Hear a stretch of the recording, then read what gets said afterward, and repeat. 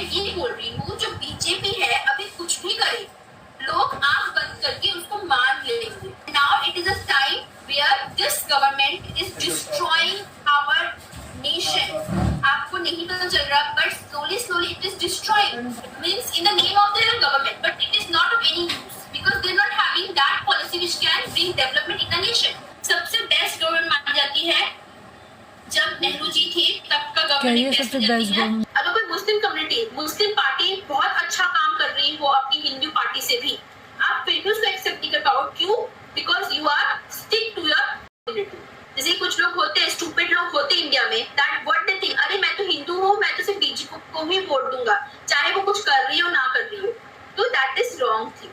अब जैसे हमारे इंडिया में जो सीसीए एक्ट हुआ था 2019 में, जिसमें हुआ था कि जो मुस्लिम्स कम्युनिटी, जो मुस्लिम पीपल आफ्टर 1944 के बाद से जो आए हैं, उनको बोला जाएगा कि you just leave our country and move to other country. whenever you are grown up children, when you are able to give vote after 2 to 3 years, I guess you all will be adult, you will able to give the vote. So think twice thrice before giving your crucial vote। ये क्या है?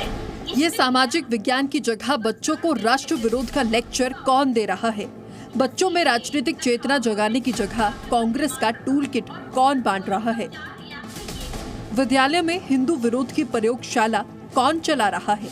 देश के classrooms को club house chat कौन बना रहा है?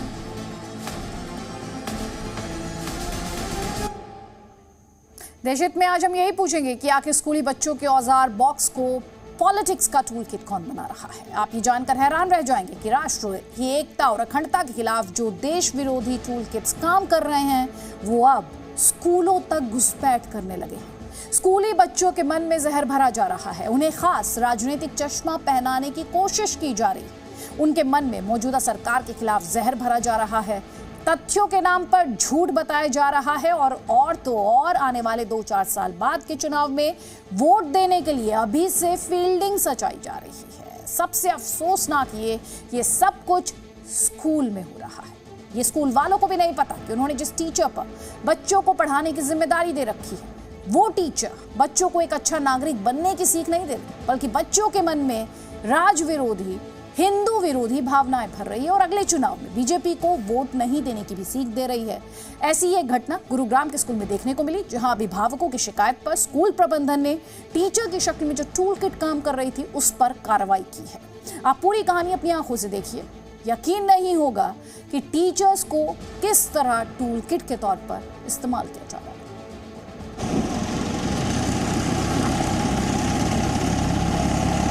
हरियाणा के गुरुग्राम में यह शानदार इमारत स्कूल की है। कोविड काल में स्कूल बंद है, लेकिन ऑनलाइन क्लासेस चालू हैं। और इस क्लास में कैसे पढ़ाई हो रही है, इसे गौर से सुनिएगा। यही तो है पॉलिटिक्स एंड डिविजन। यही तो पॉलिटिक्स एक ऐसा चीज है बेटा कि you can develop your state also, you can destroy your state also. And now it is a time where this government is destroying our nation. आपको नहीं पता चल रहा, but slowly it is destroying. ये क्या है? क्लास 10वीं की थी, विषय सामाजिक विज्ञान का था, सिलेबस एनसीईआरटी सीबीएसई का था और एक टीचर दर्जनों बच्चों को झूठ और नफरत का लेक्चर दिए जा रही थी। अब जैसे हमारे इंडिया में जो सीसीए एक्ट हुआ था 2019 में, जिसमें हुआ था कि जो मुस्लिम्स कम्युनिटी, जो मुस्लिम पीपल आफ्टर 1944 के बाद से जो आए हैं, उनको बोला जाएगा कि you just leave our country and move to other country. Gurugram में अपने घर में टीचर की ऑनलाइन क्लास में ये लेक्चर सुन एक बच्ची परेशान हो रही थी। उसे ना तो किताब में ये चैप्टर मिल रहा था, ना टीचर की कही गई बातें सच लग रही थी। उसने भाई से पूछा, भाई ने कहा टीचर से पूछ जरा। एक्सक्यूज मी मैम, मैम ये कहाँ पर है बुक में?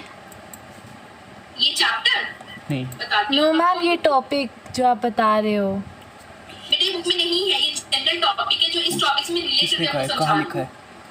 हम कोई हैंड आउट दो। दरअसल ये टीचर चैप्टर के कुछ हाइलाइट्स का स्क्रीन शेयर कर रही थी और उसे समझाने की आड़ में टूल किट वाला लेक्चर दिए जा रही थी। जैसे कुछ लोग होते हैं, स्टूपिड लोग होते हैं इंडिया में, दैट व्हाट दे थिंक, अरे मैं तो हिंदू हूँ, मैं तो सिर्फ बीजेपी को ही वोट दूंगा, चाहे वो कुछ कर रही हो ना कर रही हो। तो दैट इज रॉन्ग थिंग। ये टीचर अब आउट ऑफ सिलेबस बातें कर रही थी और कांग्रेस के लिए प्रचार तक करने लगी थी।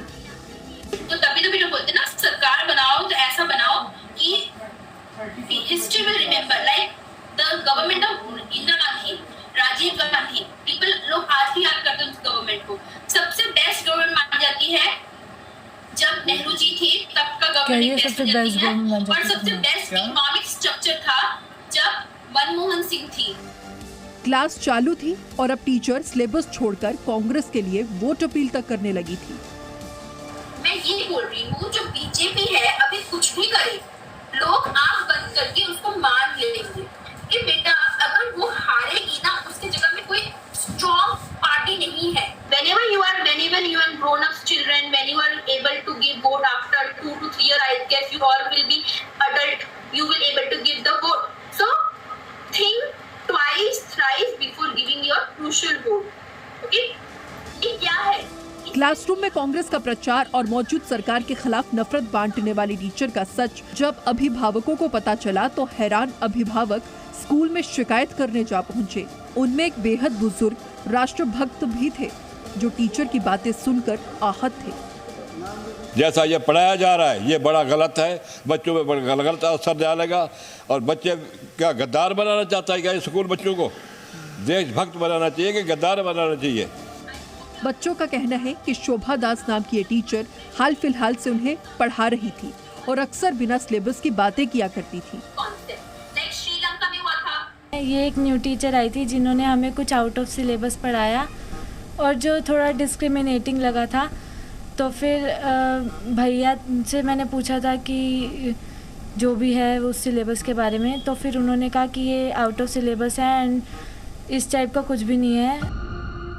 इसी बच्ची के पिता ने टूल किट वाली टीचर का पूरा लेक्चर रिकॉर्ड करके स्कूल प्रशासन के संज्ञान में लाया। पिछले कुछ दिनों से बच्चे मुझे कंप्लेंट कर रहे थे कि पापा वो तो कुछ अलग ही पढ़ाती हैं, सिलेबस से हटा के कुछ अलग से ही अपने पॉइंट्स वगैरह रखती हैं। तो मैं कहा ठीक है बेटा, एक बार रिकॉर्डिंग कर लेना उसकी। तो कल की बात है, वो पढ़ा रही थी तो कोई सोशल साइंस पॉलिटिक्स के ऊपर कोई चैप्टर होगा, तो उसने बताया कि जो अभी की गवर्नमेंट है वर्स्ट गवर्नमेंट है और डिस्ट्रॉय कर रही है हमारे नेशन को, जबकि ऐसा कोई उसमें सिलेबस में भी नहीं है। कौन सी गवर्नमेंट अच्छी थी? ये तो नॉर्मल हमने पॉलिटिक्स पढ़नी है या सोशल साइंस पढ़ना है, भाई डेमोक्रेसी पढ़नी है। भाई आप बच्चों को क्यों बता रहे हो कि गवर्नमेंट कौन सी अच्छी है और ये भी कह रहे हैं कि हम इस गवर्नमेंट को चेंज करना है, तो हमें कैसे करना है? अभिभावकों की शिकायत पर स्कूल प्रशासन ने आरोपी टीचर को फौरन जवाब तलब किया और उस टीचर ने जवाब देने के बदले अपना इस्तीफा ही सौंप दिया। एक जो ये मामला क्लास 10th में SST टीचर का हमारे सामने आया है, मैंने वो सुना, कुछ पेरेंट्स की शिकायत आई और मैंने वीडियोस भी देखे जो उन्होंने क्लास में पढ़ाया है। तो मैंने उन टीचर को बुलाया है एक्सप्लेनेशन के लिए और पूरी जांच की जाएगी और जो भी एप्रोप्रिएट एक्शन होगा, अगर वो गलत पाई जाती है तो हम बिल्कुल लेंगे, उनके खिलाफ पूरा एक्शन लेंगे। स्कूल प्रशासन इस विवाद से पल्ला झाड़ रहा है। उनका कहना है कि आरोपी टीचर ने इस्तीफा दे दिया है, लेकिन अभी जांच चल रही है। ऑनलाइन क्लास के दौरान एक टीचर ने छात्रों को नफरत का पाठ पढ़ाया। भारतीय जनता पार्टी सरकार के खिलाफ CA NRC के विरोध में छात्रों के मन में नफरत के जहर बोने की कोशिश की, जिसका वीडियो सामने आया। वीडियो सामने के बाद तमाम पेरेंट्स ने स्कूल में शिकायत दी। स्कूल प्रशासन का साफ तौर पे कहना है कि इससे स्कूल का कोई लेना देना नहीं। स्कूल टीचर की उनकी अपनी राय थी, जिसके बाद उनसे जवाब मांगा गया। जवाब देने के बाद उस टीचर ने अपना इस्तीफा स्कूल को सौंप दिया है। फिलहाल पूरे मामले की जांच की जा रही है कि किस इंटेंशन से उस टीचर ने छात्रों को ये पाठ पढ़ाया। राजू राज, जी मीडिया, गुरुग्राम। आप सोच रहे होंगे कि ये एक स्कूल में हो गया, कोई रेडिकलाइज्ड मानसिकता वाली टीचर किसी तरह बच्चों में नफरत और झूठ फैलाती पकड़ी गई, लेकिन ऐसा नहीं है। इसे मामूली बात मत समझिए आप, ऐसा एक स्कूल में नहीं हो रहा। अभी 4 दिन पहले उत्तर प्रदेश के मुरादाबाद से एक खबर आई थी, जहां के एक स्कूल में बच्चों को इस्लाम के नियम कायदे सिखाने के लिए स्पेशल सेशन वर्कशॉप का आयोजन किया गया था।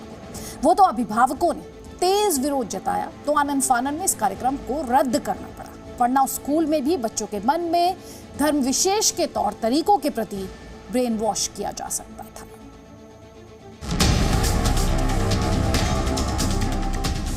इस पोस्टर को जरा गौर से देखिएगा। इसमें लिखा है कि इस्लामी हिदायत को अपनी जिंदगी में कैसे अपनाएं और इसे जानने के लिए किन टॉपिक्स पर चर्चा की जाएगी वो नीचे लिखा है। पॉइंट नंबर 1, इस्लाम क्या है। पॉइंट नंबर 2, हम पैदा क्यों हुए हैं। पॉइंट नंबर 3, कुरान को कैसे समझें। पॉइंट नंबर 4, एक मुसलमान की जिम्मेदारियां और पॉइंट नंबर 5, पढ़ना क्यों है। आप हैरान रह जाएंगे, इस्लाम के प्रचार का ये पोस्टर एक बड़े स्कूल के ग्रुप में शेयर किया गया था। उत्तर प्रदेश के मुरादाबाद में प्रतिष्ठित माने जाने वाले दिल्ली पब्लिक ग्लोबल स्कूल के ग्रुप में जब इस तरह का पोस्टर डाला गया तो अभिभावक परेशान हो थे। मामला अखिल भारतीय विद्यार्थी परिषद के संज्ञान में आया और स्कूल में शिकायत की गई। उस पोस्टर में कहीं भी ये मेंशन नहीं था कि ये सिर्फ मुस्लिम ही बच्चों के लिए है। उसमें एज मेंशन थी, उसमें टॉपिक मेंशन थे। तो सीबीएसई बोर्ड के किसी भी नियम में ये अधिकार किसी भी स्कूल को नहीं दिया गया है कि वो एक धर्म विशेष का प्रचार प्रसार करें या उसे सुपीरियर बताएं। जहाँ पे सभी धर्मों के बच्चे पढ़ते हैं वहाँ पर एक विशेष धर्म का कैंप लगाने का क्या मकसद था। शिकायत के फौरन बाद ये पोस्टर स्कूल के ग्रुप से हटा लिया गया और विवाद बढ़ता देख स्कूल प्रशासन ने कार्यक्रम भी रद्द कर दिया। स्कूल प्रशासन किसी अभिभावक के सिर पर ठीकरा फोड़ता दिख रहा है, लेकिन हैरानी ये है कि स्कूल के बदले कोई अभिभावक इस तरह के कार्यक्रम का ऐलान कैसे कर सकता है। स्कूल के डायरेक्टर और पूर्व सेनाधिकारी मसूर सिद्दीकी ऐसे कार्यक्रम के पीछे कारण भी बताते हैं। This program was basically designed by few parents. They've been insisting that the children are going away from education in this pandemic. They are not coming online classes, and please do something to revive them, to retrieve them towards education. Director साहब की इस दलील का मतलब भी समझ में नहीं आता कि अगर बच्चे ऑनलाइन क्लास में नहीं आ रहे तो कुरान का मतलब सिखाने से कैसे आने लगेंगे। फिलहाल स्कूल प्रशासन ने विद्यालय जैसे पवित्र जगह की आड़ में इस मजहबी कार्यक्रम की प्लानिंग रद्द तो कर दी है, लेकिन इस तरह की घटनाएं देश और समाज में सक्रिय कट्टरपंथी मजहबी तत्वों की स्कूलों और बच्चों तक घुसपैठ का खतरा बताती हैं। आपको याद होगा कि यूपी पुलिस ने पिछले दिनों उमर गौतम नाम के कन्वर्जन मास्टर की साजिशों का खुलासा किया था। इसका पूरा सिंडिकेट भी मुक्त बधिर बच्चों को ही अपना निशाना बनाता था और बच्चों को तालीम के नाम पर मजहबी आईने में उतारकर उनका कन्वर्जन करा देता था। इस लिहाज से स्कूलों में मजहबी कट्टरपंथियों की पहुंच चिंताजनक है। ब्यूरो रिपोर्ट, जी मीडिया। अब तक आपने 2 घटनाएं देख ली। ये तो वो कांड हैं जिनका खुलासा हो गया। ऐसी न जाने कितनी साजिशें इस देश में चल रही होंगी जिन्हें फौरन रोके जाने की इस वक्त जरूरत है। अगर हम गुरुग्राम और मुरादाबाद की घटनाओं को मान लें तो दोनों जगह स्कूल प्रशासन ने दूसरों के सिर ठीकरा फोड़ अपना पल्ला झाड़ लिया। लेकिन इन घटनाओं को लेकर देशहित दृष्टिकोण के तहत कुछ सवाल खड़े होते हैं। गुरुग्राम के टीचर ने सीएए पर बच्चों को झूठी जानकारी दी, तो क्या उस टीचर पर आईटी एक्ट की धाराओं के तहत पुलिस केस दर्ज नहीं होना चाहिए? क्या गुरुग्राम के स्कूल से टीचर का इस्तीफा ये गारंटी देता है कि आगे फिर कभी ये टीचर किसी दूसरे स्कूल में ऐसा झूठ बच्चों को नहीं बताएंगे? गुरुग्राम के टीचर ने स्कूल के कोड ऑफ कंडक्ट का उल्लंघन किया। क्या स्कूल को पुलिस में इस बारे में शिकायत नहीं देनी चाहिए? मुरादाबाद में स्कूल के ग्रुप में कुरान पढ़ने और समझाने के लिए कैंप का प्रचार किया गया। क्या उस स्कूल से जवाब तलब नहीं होना चाहिए? ये इसलिए भी जरूरी है ताकि टीचर जैसे पेशे को कलंक लगा रहे इन टूल किट्स की आगे फिर ऐसा करने की हिम्मत ना हो पाए और ना ही कोई स्कूल छोटे बच्चों के मन में किसी मजहब खास को लेकर कट्टरता के बीज बो सके। आगे बढ़ेंगे। अब आपको एक ऐसी खबर हम बताते हैं जो देश की सरकार के काम करने के तरीके की मिसाल है। अभी 2 दिन पहले केंद्रीय कैबिनेट का विस्तार हुआ, नए मंत्री बनाए गए, सब अपना कार्यभार संभाल रहे हैं। मंत्रालयों और पोर्टफोलियो में बदलाव के बाद पिछले 2 दिनों में आपने वो तमाम तस्वीरें देखी जिसमें मंत्री अपने नए मंत्रालय का कार्यभार संभाल रहे हैं। पूजा पाठ भी हो रहा है, अनुष्ठान हो रहे हैं, मन्नतें और दुआएं भी हो रही हैं। लेकिन एक खबर जिस नई कैबिनेट के कामकाज के तरीकों की तस्वीर पेश कर रही है, ये खबर रेल मंत्रालय से जुड़ी है, जहां इतिहास में पहली बार रेल मंत्रालय में काम कर रहे कर्मचारियों को 2 शिफ्ट में काम करने का ऐलान किया गया है। मतलब अब रेलवे के कर्मचारी सुबह 7 बजे से लेकर रात 12 बजे तक की 2 शिफ्ट में काम कर सकेंगे।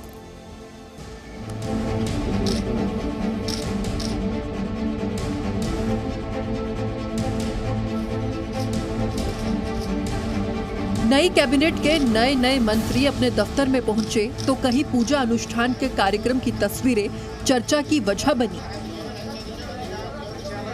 कहीं कोई मंत्री नारियल प्रसाद पूजा पाठ करते नजर आए तो कहीं अपने आराध्य का आशीर्वाद लेकर मंत्री ने अपने कार्यालय में कामकाज शुरू किया।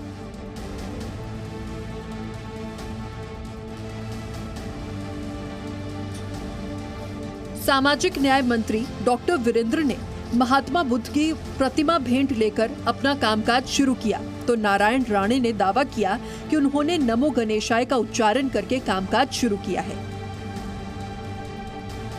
लेकिन नए मंत्रालय में प्रभार लेने के बाद जो मंत्री सबसे पहले अपना कामकाज के तौर तरीकों से चर्चा में आया वो रेल मंत्री अश्वनी वैष्णव थे। पीएम मोदी ने निर्देश दिए थे कि मंत्रियों को मिशन मोड में काम करना चाहिए, सुबह 9:30 बजे तक दफ्तर में होना चाहिए। रेल मंत्री अश्वनी वैष्णव वैसा ही कर रहे थे। सुबह मंत्रालय पहुंचे और बिल्डिंग की इंस्पेक्शन करने लगे। टॉयलेट तक में जाकर देखा, वहां गंदगी देखी तो अफसरों पर नाराज भी हुए। जाहिर है कि रेल मंत्रालय के अधिकारियों कर्मचारियों को नए मंत्री के साथ काम करने के तौर तरीके बदलने होंगे। लेकिन अश्वनी वैष्णव का एक्शन इतने पर ही नहीं थमा है। ये सूचना पढ़िए, इसमें साफ साफ लिखा है कि रेल मंत्रालय के अधिकारी और कर्मचारी अब 2 शिफ्ट में काम करेंगे। एक शिफ्ट सुबह 7 बजे से शाम 4 बजे तक काम करेगी और दूसरी शिफ्ट दोपहर 3 बजे से रात 12 बजे तक काम करेगी। नए रेल मंत्री एक्शन में इसलिए भी हैं क्योंकि रेलवे प्रधानमंत्री नरेंद्र मोदी के विजन का एक अहम हिस्सा है और वो रेलवे के विकास के जरिए आम आदमी के जीवन में बदलाव चाहते हैं। लिहाजा नए रेल मंत्री ये भलीभांति जानते हैं कि रेलवे को एक बड़े बदलाव की तरफ ले जाना है तो सबसे पहले रेलवे का ही वर्क कल्चर बदलना होगा। खासकर रेलवे मंत्रालय में जिस तरह की शुरुआत हुई है वो सरकार के प्रण और प्रतिबद्धता का साफ नमूना है, क्योंकि रेलवे में आमूल चूल बदलाव पीएम मोदी के विजन का हिस्सा बताया जाता है। रेलवे में पिछले 7 साल में बहुत अच्छा काम हुआ है, उस काम को आगे ले जाना मेरी जिम्मेदारी है। बता दें कि मंत्री बनने से पहले वैष्णव आईएएस अफसर रह चुके हैं। नए कैबिनेट में इन्हें रेल मंत्री, संचार मंत्री और इलेक्ट्रॉनिक्स और सूचना प्रौद्योगिकी मंत्री बनाया गया है। लेकिन वैष्णव के सामने सबसे बड़ी चुनौती रेलवे को सुरक्षित और फायदेमंद उपक्रम बनाने की है। ब्रह्म प्रकाश दुबे, जी मीडिया, दिल्ली।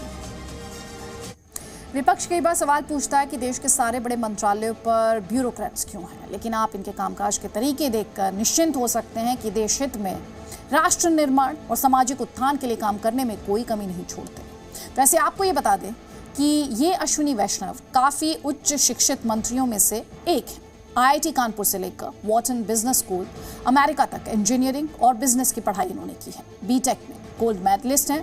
सिविल सर्विसेज में आने के बाद वैष्णव वाजपेयी सरकार में उपसचिव थे और तब पब्लिक प्राइवेट पार्टनरशिप का मॉडल तैयार किया था। ये वाजपेयी जी के निजी सचिव भी रह चुके हैं। 1999 में सुपर साइक्लोन के वक्त इनके फैसलों की काफ़ी तारीफ हुई थी। बाद में इस्तीफा देकर इन्होंने अपना बिजनेस शुरू किया और 2 साल पहले राज्यसभा सांसद बने।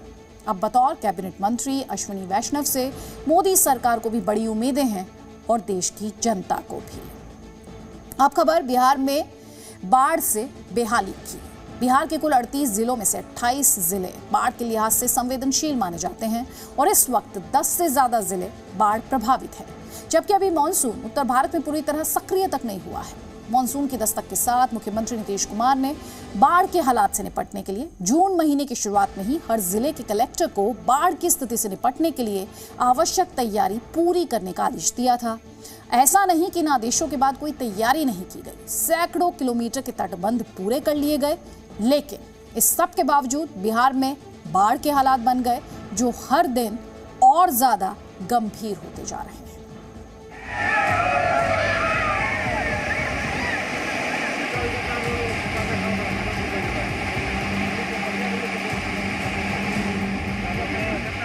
टूटी सड़कें, टूटे पुल, बाढ़ में डूबे घर और स्कूल। तस्वीरें हैं बिहार के बगहा की। पानी के तेज बहाव की वजह से पुल टूटकर पानी में बह गया। अब जरा इन तस्वीरों को देखिए, कैसे सड़क का यह हिस्सा देखते ही देखते पानी के तेज बहाव में टूटकर समा गया।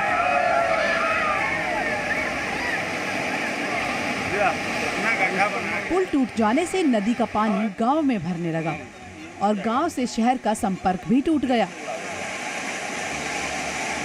स्थानीय लोगों का कहना है कि प्रशासन की लापरवाही की वजह से ये पुल टूटा है। बिहार सरकार की विफलता है और प्रशासनिक पदाधिकारियों की कमजोरी है कि ऐसे पदाधिकारी हैं जो एक तरह से कहा जाए कि उनमें कहीं दम नहीं है, काम करने की क्षमता नहीं है। अब आपको बगहा की ही एक और तस्वीर दिखाते हैं।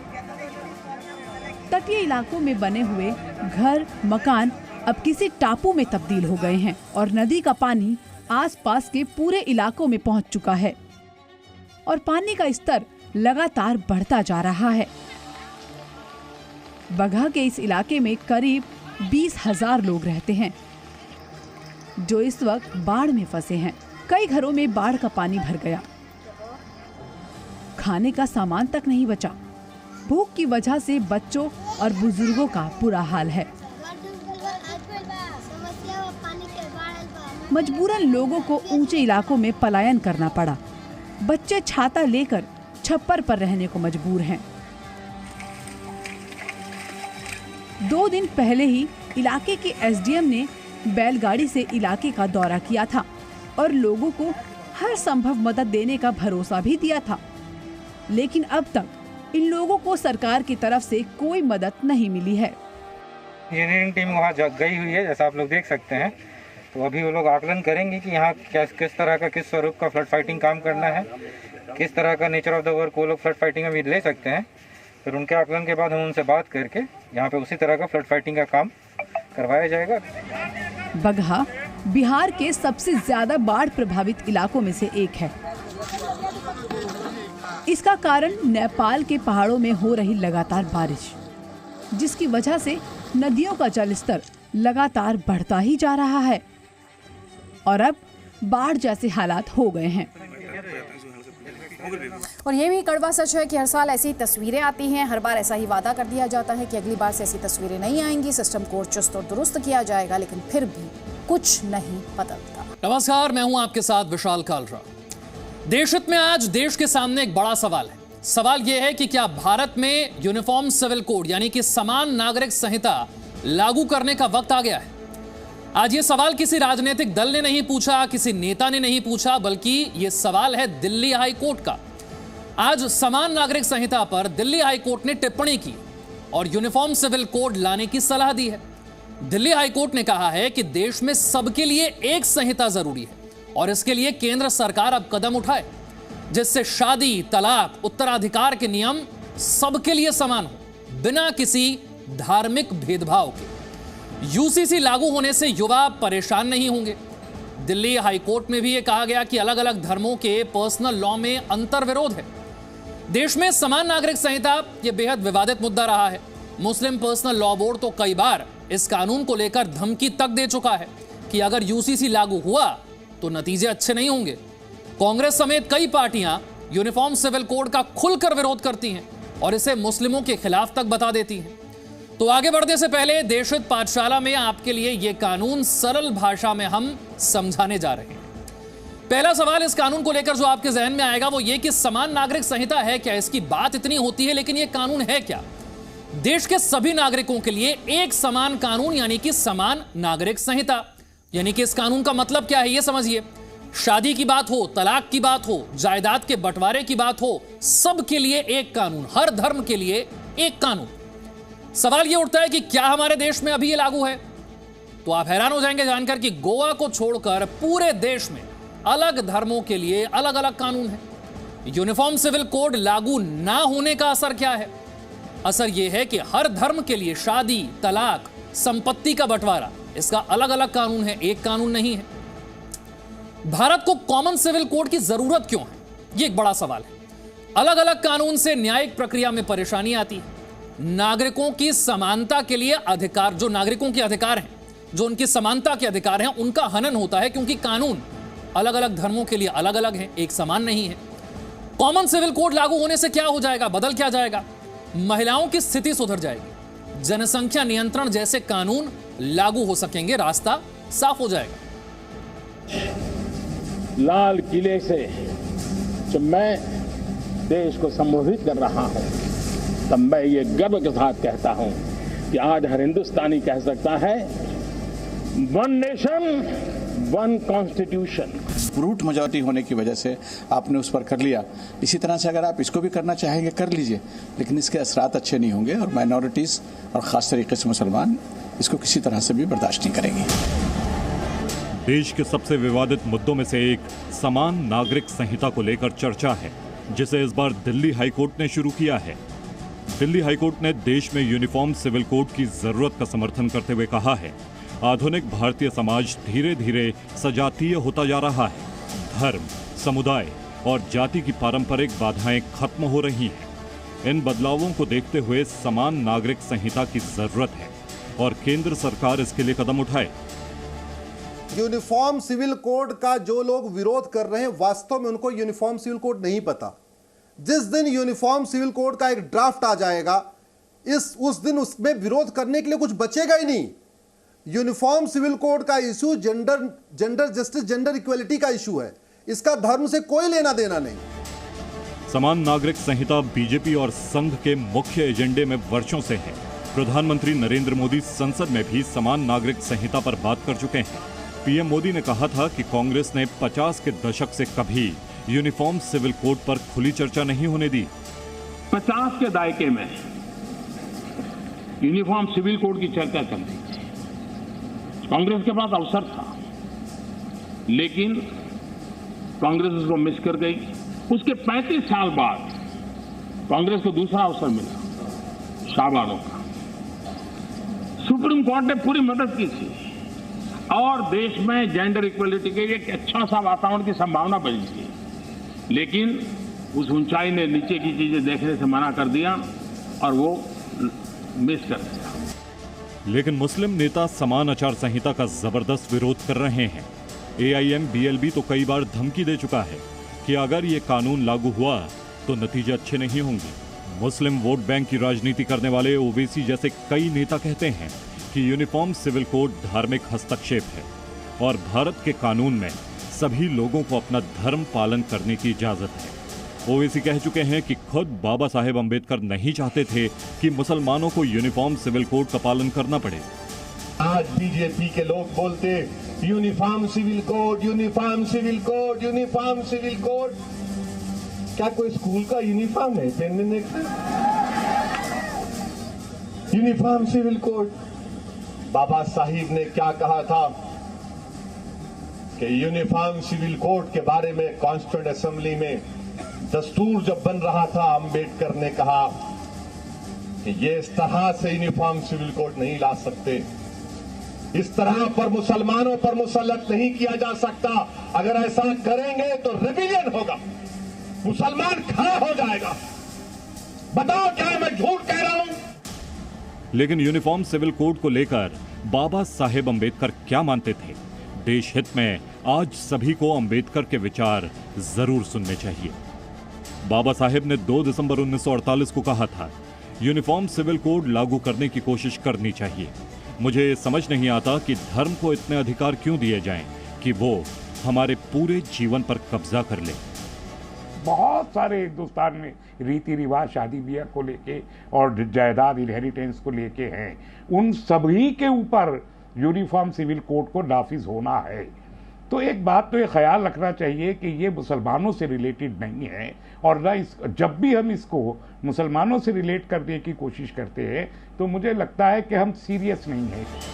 समान नागरिक कानून के पक्ष में सबसे बड़ा तर्क ये है कि इस कानून के आने से देश में धर्म निरपेक्षता का सपना सच होगा।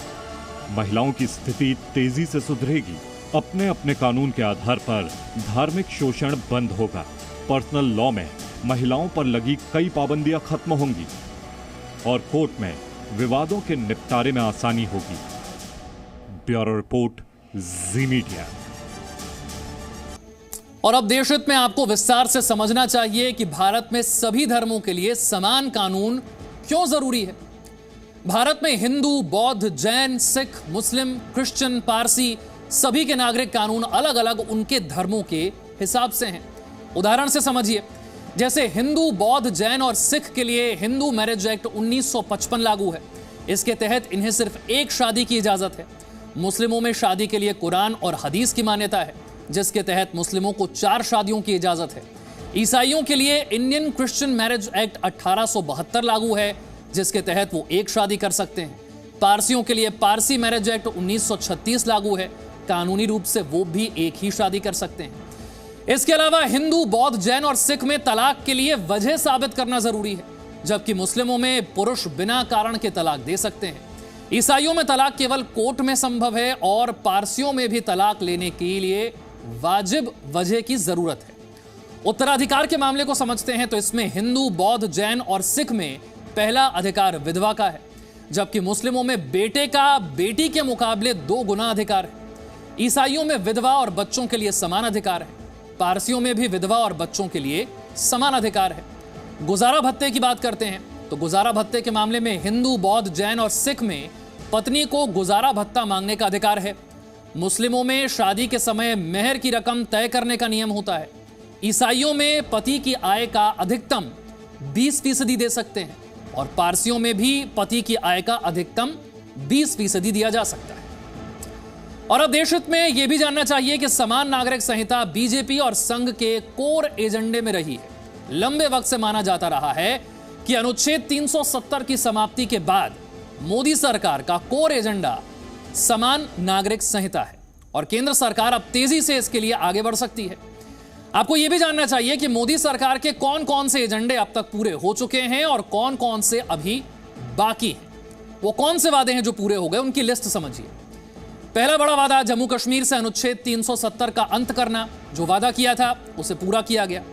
दूसरा बड़ा वादा अयोध्या में राम मंदिर का निर्माण, यह भी पूरा किया गया। तीसरा बड़ा वादा ट्रिपल तलाक को खत्म करने के लिए कानून, यह भी पूरा किया गया। चौथा बड़ा वादा समान नागरिक संहिता, अब हाईकोर्ट के कहने के बाद इस ओर और तेजी से कदम बढ़ाए जा सकते हैं। और पांचवा बड़ा वादा जनसंख्या नियंत्रण कानून, यह अभी अधूरा है। जनसंख्या नियंत्रण की हमने बात की तो जनसंख्या नियंत्रण भी बीजेपी और संघ के कोर एजेंडे में रहा है। याद कीजिए प्रधानमंत्री मोदी का वो बयान जो उन्होंने 15 अगस्त 2019 को लाल किले की प्राचीर से दिया था। नरेंद्र मोदी ने भारत की बढ़ती जनसंख्या पर देश को चेतावनी देते हुए कहा था कि जनसंख्या विस्फोट भारत में आने वाली पीढ़ी के लिए संकट पैदा करने वाला है। और पीएम मोदी की इस चेतावनी को ध्यान में रखते हुए अब योगी सरकार जनसंख्या नियंत्रण नीति लाने वाली है। योगी सरकार की यह जनसंख्या नीति 11 जुलाई यानी कि विश्व जनसंख्या दिवस के मौके पर जारी होगी।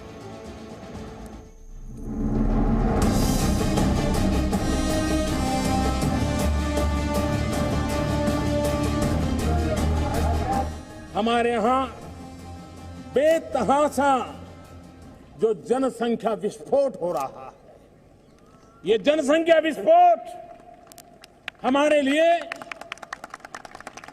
हमारी आने वाली पीढ़ी के लिए अनेक नए संकट पैदा करता है। 15 अगस्त 2019 को प्रधानमंत्री नरेंद्र मोदी ने जनसंख्या नियंत्रण पर देश को जो चेतावनी दी थी, उसको मुख्यमंत्री योगी आदित्यनाथ ने इतनी गंभीरता से लिया कि 11 जुलाई को यूपी के लिए नई जनसंख्या नीति का ऐलान होने वाला है। और ये नीति कैसी हो सकती है, इसका संकेत योगी आदित्यनाथ के इस बयान से समझा जा सकता है। मुख्यमंत्री योगी आदित्यनाथ ने कहा है कि स्वस्थ समाज के लिए जनसंख्या का नियंत्रण बेहद जरूरी है और जनसंख्या का नियंत्रण करके समाज की बुनियादी आवश्यकताओं को पूरा किया जा सकता है। भारतीय जनता पार्टी की सरकार ने जो भी निर्णय लिए हैं वो जनता के हितों के लिए लिए हैं। जो भी हम कानून लेकर आए हैं जनता की सुरक्षा और जनता के न्याय के लिए लेकर आए हैं, इसलिए सबके लिए आ रहा है। तो इसमें विरोध जो लोग कर रहे हैं वो भी एक्सपोज हो रहे हैं। लेकिन यूपी में नई जनसंख्या नीति आने से पहले ही लोगों को डराने की धार्मिक राजनीति शुरू हो चुकी है। यही धार्मिक राजनीति मुस्लिमों को यह कहकर डराती है कि जनसंख्या नियंत्रण नीति सिर्फ एक समुदाय के धार्मिक अधिकारों के विरुद्ध है।